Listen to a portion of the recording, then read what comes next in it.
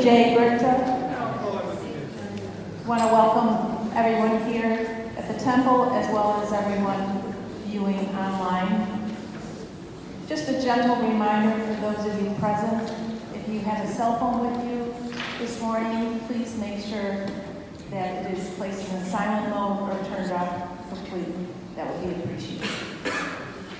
The services will be officiated by Rabbi Sidney J and Cantor Adam K.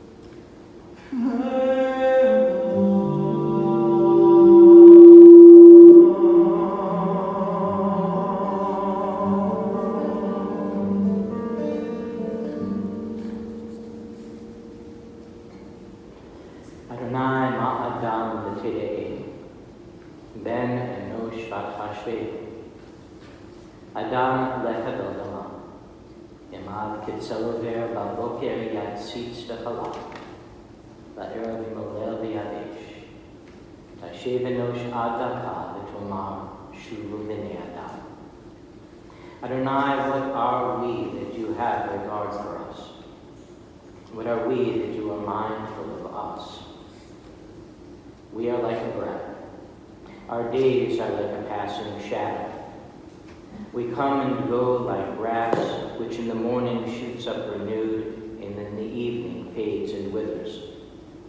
You cause us to turn to dust, saying, "Return, O mortal creatures."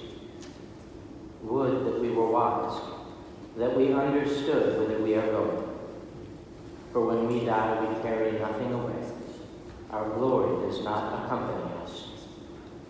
Mark the wholehearted, and behold the upright. They shall have peace. Adonai, you redeem the souls of your servants, and none who trust in you shall be desolate. Death has taken our beloved Sidney Brichta. Our friends grieve in a darkened world. In their silence, there is lamentation. In their tears, there is loneliness. Lost in their sorrow, May they find the presence of loving friends. Hear them, O God. Be with them. For Sid's love that united us in life and which death cannot sever. For his companionship that we shared along life's path and which continues through the tenderness of memory. For the gifts of his heart and mind that brought us joy and happiness and is now a precious remembrance. For all these and more, we give our thanks to God. In this time of grief, we listen to the voice of our sacred scriptures that brings us the ever-new message of God's nearness. It tells us of our kinship with the Creator, in light as in darkness, in joy as in sorrow, in life as in death. Adonai ro'i, lo echsar. Bin odesha yon bitzeni, al me minuchot inahaleni, nafshi shaveh, yanchini v'madulei tzedek l'ma'an shemo. Gam ki elech b'gei tzal mavet, lo ira ra ki ata imadi. Shivtecha u'nishantecha, hema yenachamuni. Ta'aroch lefanai shulchan neged sorai. Dishanta b'Hashem roshi, kosi lebayah. Ach tov v'chesed yudifuni kol yemei chayai. V'shavti b'beit Adonai le'orach yomim. Those are the words of the 23rd Psalm, which is included inside the handout you received. I invite you to join with me in the English.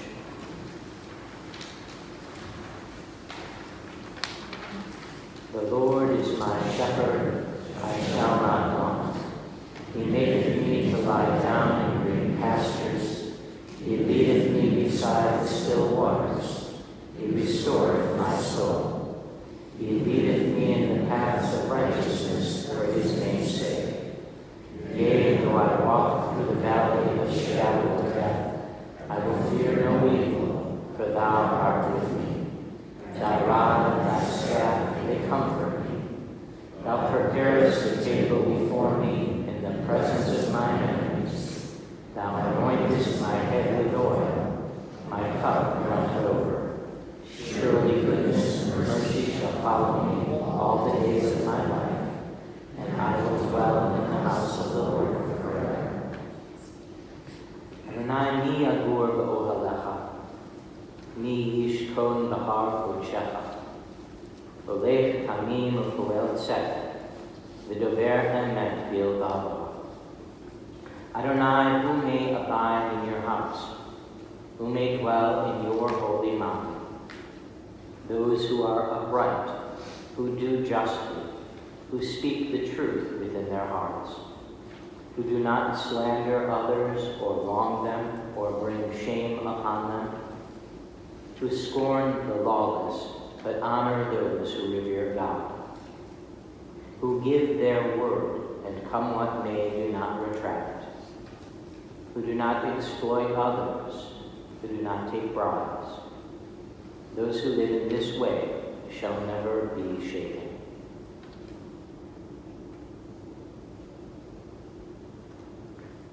Esa einai el haharim, me'ayin yavo Ezri. Ezri me'im Adonai, osei shamayim ba'aretz. I lift my eyes to the mountains. What is the source of my help? My help comes from Adonai, maker of heaven and earth. God will not let your foot give way. Your protector will not slumber. See, the protector of Israel neither slumbers nor sleeps. God is your guardian. God is your protection at your right hand. The sun will not strike you by day, nor the moon by night. God will guard you from all harm. God will guard your soul, your going and coming, now and forever.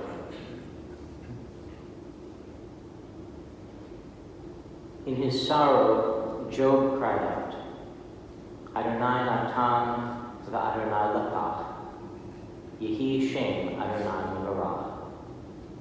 Job cried, God has given, and God has taken away. Blessed be the name of God. In ancient people, we are well acquainted with grief and with the valley of shadows. Death and sorrow are not strangers to us, yet the centuries have taught us that a good name endures beyond the grave, and that there is strength in faith. With Job, we say, Adonai Natan, God, you have given. You gave us a loved one who will not be forgotten. For all that was good and enduring in his life, we offer the deepest thanks of our hearts. Adonai Lakach, God, you have taken away. We pray for the strength to turn our broken hearts into an altar of trust, before which we acknowledge your sovereignty and love, as we now say, Yehi Shem Adonai Mevarah. Blessed be the name of God, now and forever. We take a moment now for silent remembrance.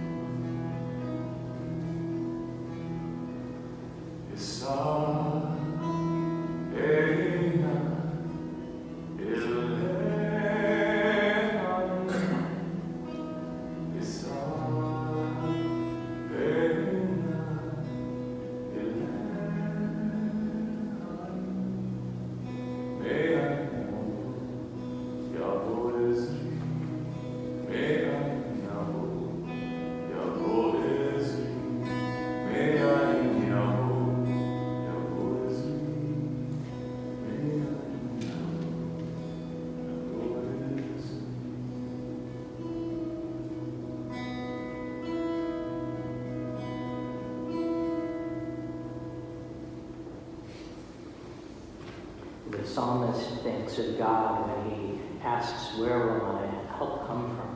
As we are all able and at times in our life do. But as I was sitting on the beam during these moments of our silent meditation, I was thinking of, well, where do rabbis and cantors, when they have that moment of need that is not existential in the otherworldly sense, but is existential perhaps in the physical sense, where do they turn to?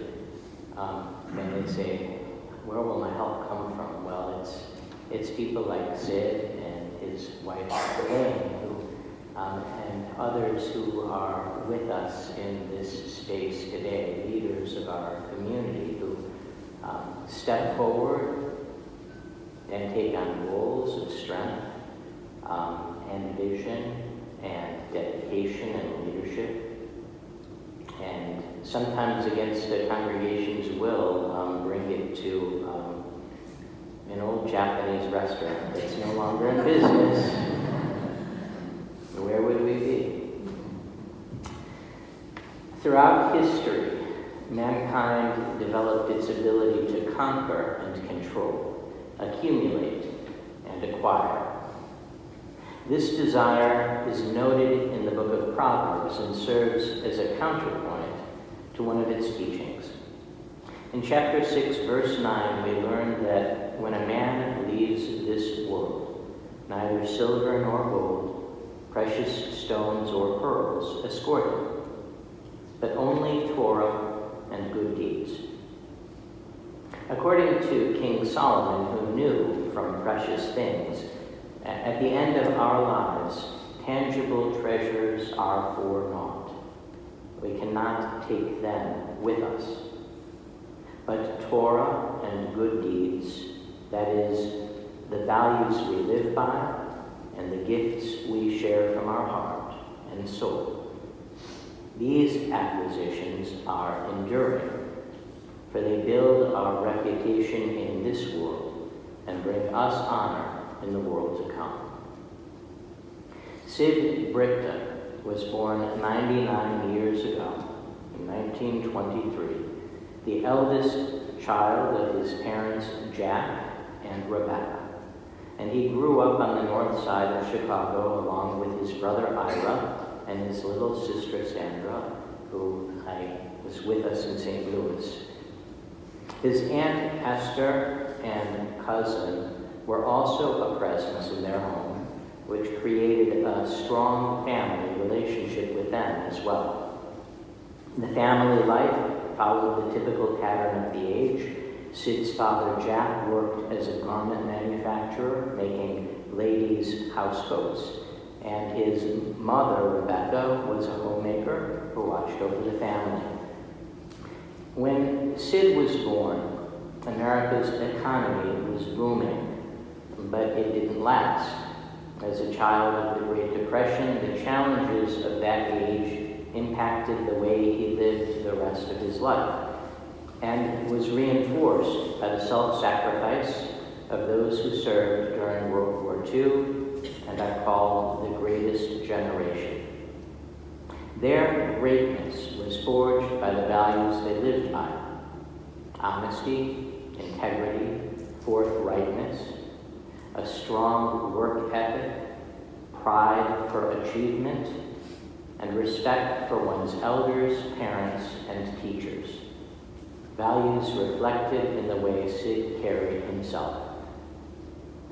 As a child, Sid was a good student who attended Sullivan High School and a strong athlete who competed in swimming and track and played football. After graduating from high school, Sid enrolled at Armor Tech, now known as ITT, where he studied engineering. It was a course of study that quickly turned profitable as he was recruited for a position at Consolidated Aircraft, a defense contractor that was manufacturing warplanes, which took him out to San Diego. After working on planes for a couple of years, Sid decided that he'd rather fly them. So he enlisted in the Air Corps and became a navigator gunner on a B-24 Liberator craft that was struck by anti-aircraft fire over the Pacific on his maiden flight. While the crew managed to get the plane back to the base, it crash-landed, leaving Sid with an injury that left him grounded for the rest of the war. He spent the rest of his time in service as a photographer. When the war ended, Sid headed home. He and his brother Ira enrolled at Roosevelt University, where they decided to focus on marketing. It was here, at a candy store, that Sid met Elaine, who was also a student. Aside from the fact that she was a South Sider, besides that, the two of them clicked and became a couple. They married in 1948 when, just after Elaine had earned her degree. Sid's first job in the trade, as well as Ira's, was at Mandel Brothers, where they worked as copywriters for a catalog. A couple of years later, Sid headed off into the ad agency business, joining Burlingame Grossman, a firm he eventually acquired and remained active with well into his 90s.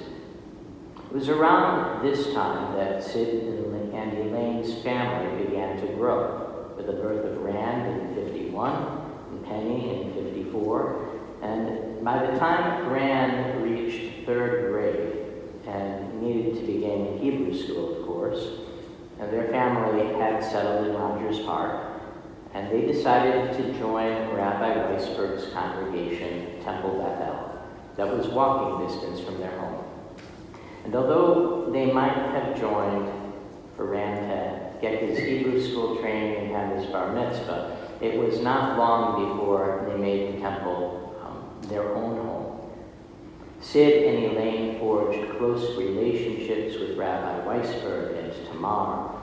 Sid became involved in the men's club, Elaine in the sisterhood, eventually becoming president. And in short order, they were serving on the temple's executive committee. When it was time to elect a new president, the nominating committee first approached Elaine, who turned them down. Then they approached Sid, who said no. And then Sid and Elaine discussed the situation, and they gave a counteroffer, realizing that if they could do the job together, they could manage the responsibilities, which led Elaine and Sid to become the first and only co-presidents in the temple's history. While Sid and Elaine were deeply involved in temple politics, they were equally active on the social side, building wonderful friendships that lasted for the rest of their lives. Truthfully, they were an incredible team who complemented and completed each other, both in their home and their labor and their social life, and in their devotion to this congregation. As the years passed, Sid and Elaine were blessed to see their children married, Rand to Marla and Penny to Bob, and to become grandparents to Michael, Julie, and Gina. They enjoyed watching their grandchildren grow and were proud when you celebrated your B'nai Mitzvah in Fink Hall here in this building. Proud both of your achievement as well as their own efforts as leaders, playing an instrumental role in moving the temple here from Toohey Avenue. As time passed, they excelled as you grew into adulthood and achieved academic and professional success. They were blessed to see their family continue to grow when Michael married Tessie, and full of joy when Papa Sid welcomed the fourth generation, Gabrielle, Stefan, and Elena, into the family. While Sid was blessed with a rewarding life, he also dealt with some deep challenges. During the years that Elaine was stricken, he was an Ish Chai, a valiant man whose dedication and devotion were a testament to the bonds of love and care they shared. In the years which followed Elaine's passing, Sid continued to live well. He continued to work with his clients and took rightful pride in their success. He spent the Christmas season working at Marshall Fields. He was a regular at his friend and teacher, Rabbi Weisberg's Talmud class, and enjoyed having lunch together with friends from class afterwards. You can't beat a Costco hot dog and Coke.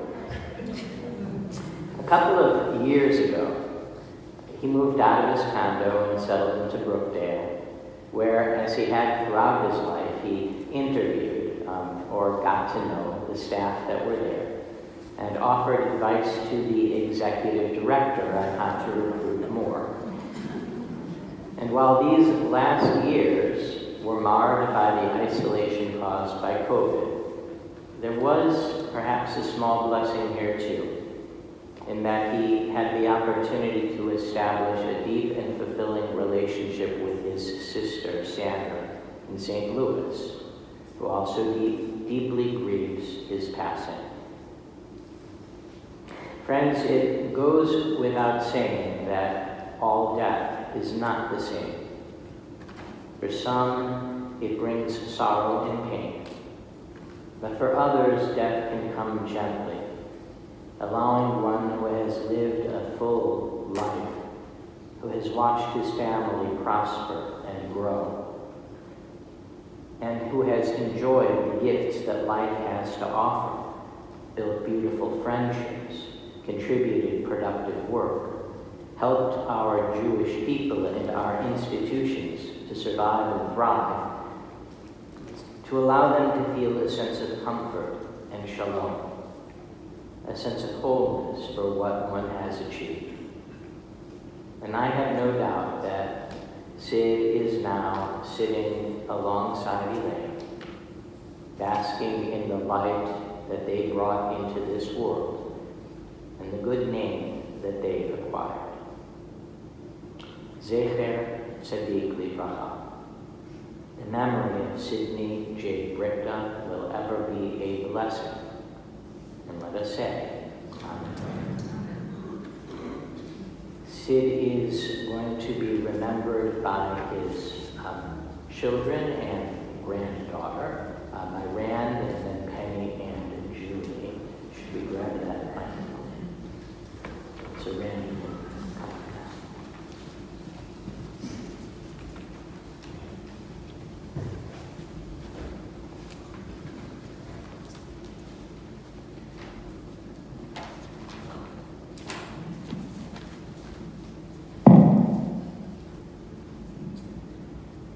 So how about those Bears yesterday?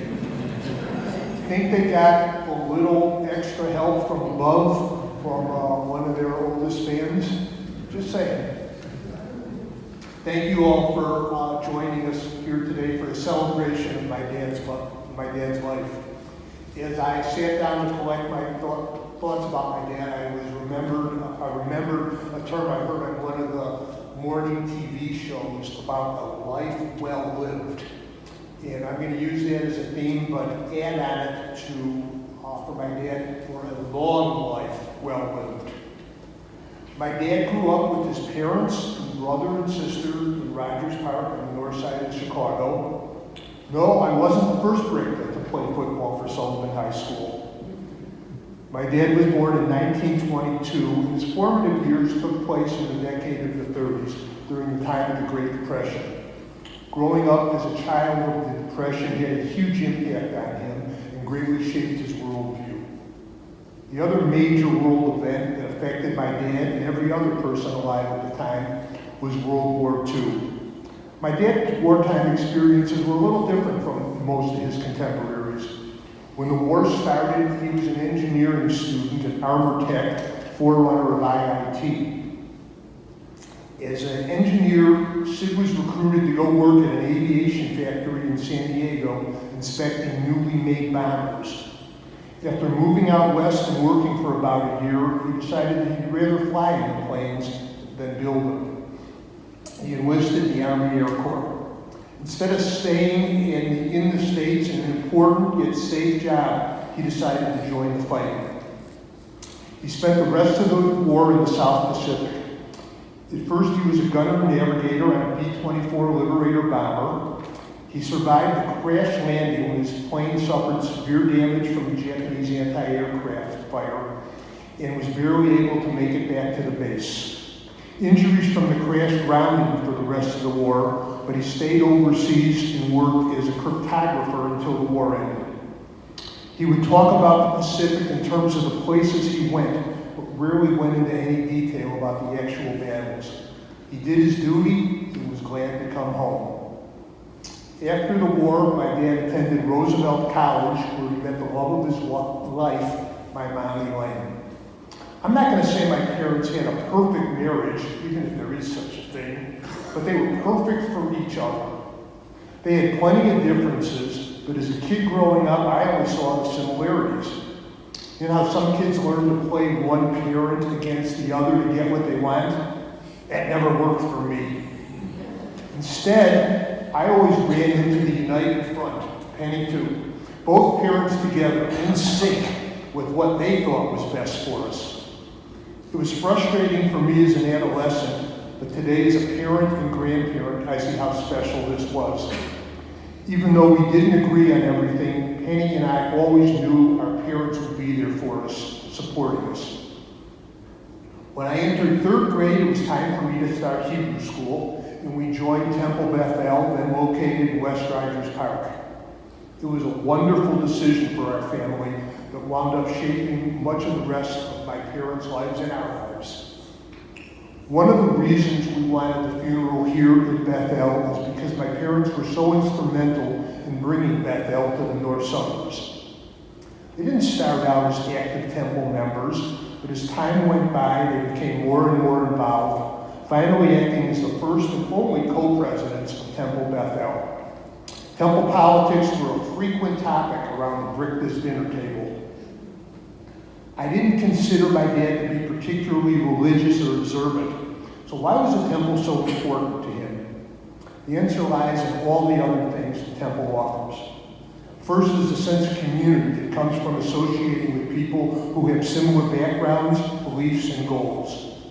My parents thoroughly embraced the idea of a temple family.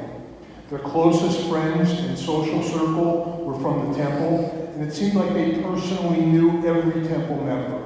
And a special thanks to all their friends who are here today as well. A strong synagogue is like an embodiment of Judaism in our community. Worship, education, study, tzedakah, celebrations, and mourning all flow out of this building and the people responsible for making it work. While the temple family was important to my dad, it doesn't diminish his love and commitment to the Brichta family. He repeatedly said how proud he was of Penny and me and his grandchildren and great-grandchildren. Having all of us together here in the temple that meant so much to my dad with his loved ones and friends is a fitting tribute to Sid Brichta and the proof of a life well lived. The longer you live, the more memories we accumulate. May these memories be a blessing.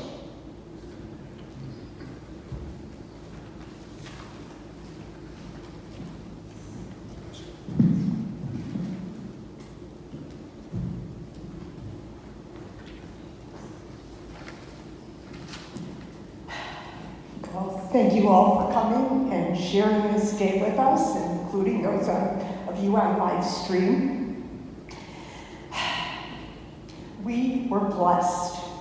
While a funeral is a solemn rite of passage, it is also a celebration of a life well lived.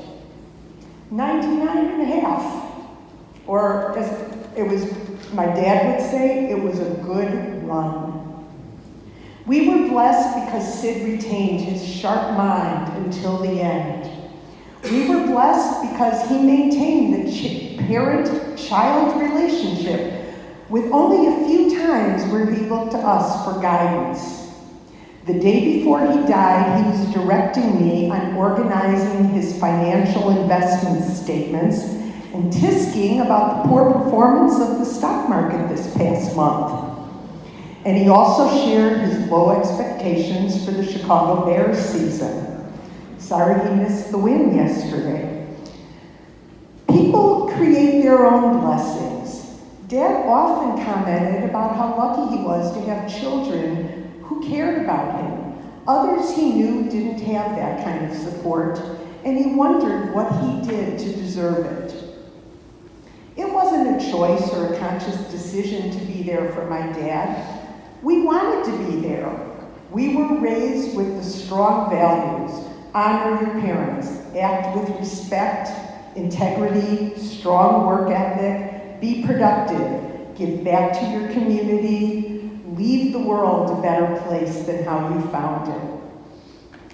He modeled those values at every stage of life, and together with my mother imparted the strong principles and expectations for our behavior. And we bought into it. Sid was a caregiver to Mom for a couple of very difficult years. I always wished him a few more good years to make up for that time. He got 17. I grew closer to my dad during those years without Mom. We had Sunday dinners at our house most weeks while he could drive at night, and then relocated the dinners to his Northbrook condo. On Sundays, Gina and I would plan a menu and together prepare dinner. Bob would make his weekly bourbon and ginger ale, and they would discuss finance or the military or the Bears. And of course, he was our major cheerleader to celebrate achievements, careers, and our lives. I have wonderful memories of my dad accompanying me to the Door County Dance Festival for many years, where he participated in the skits, socialized, and occasionally danced. It was a very special father-daughter time. For many years, Gina and I would fly down to Florida for a long weekend with Grandma and Papa. My mom and I would go off to jazzercise each morning, and Gina and Papa would have special time, go to the park or the beach. She loved her one-on-one time with Papa. Yes, we mourn, but we also celebrate. He had a good run. May his memory forever be a blessing. Amen.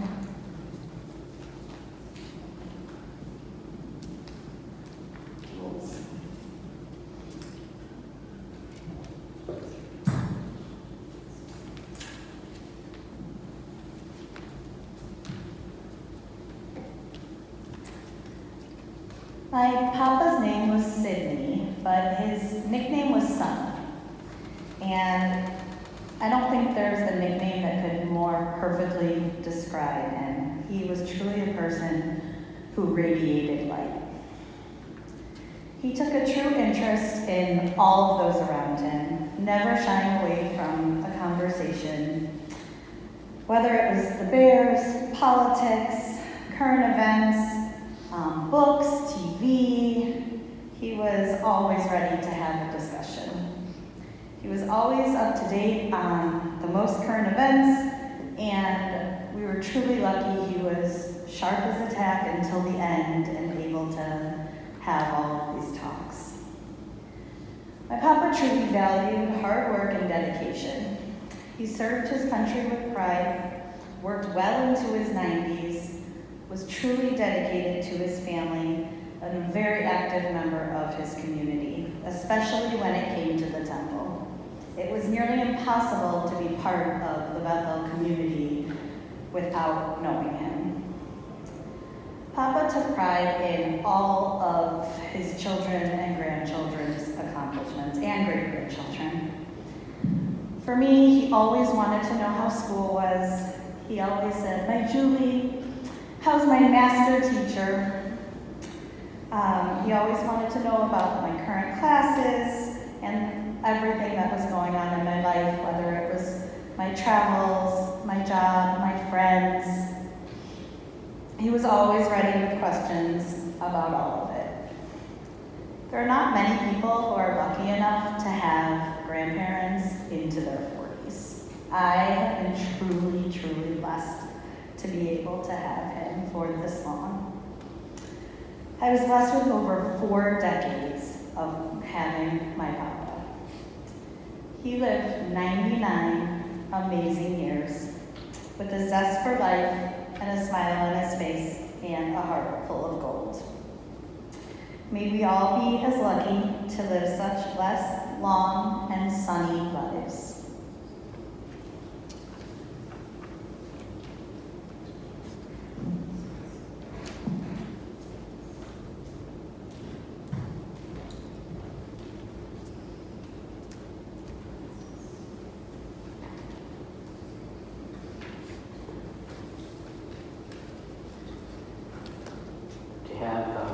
Children and grandchildren sing your praises speaks its own, is in itself its own sign of honor and sign of an incredible life well lived. Into your care, O God, we entrust the spirit of Sidney Brichta.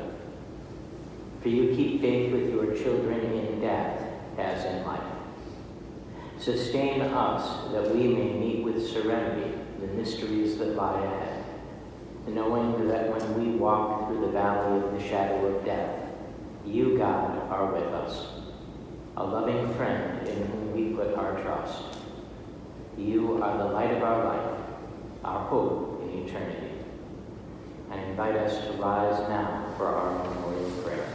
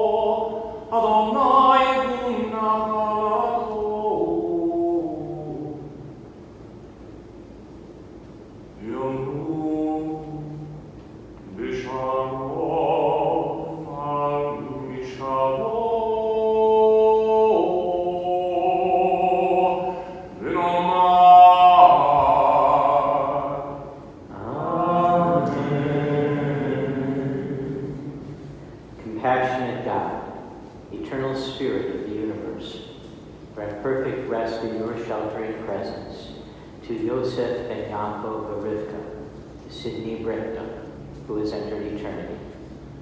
O God of mercy, let him find refuge in your eternal presence. And let his soul be bound up in the bond of everlasting life. God is his inheritance. May he rest in peace. And let us say, Amen. I invite us to be seated for a moment.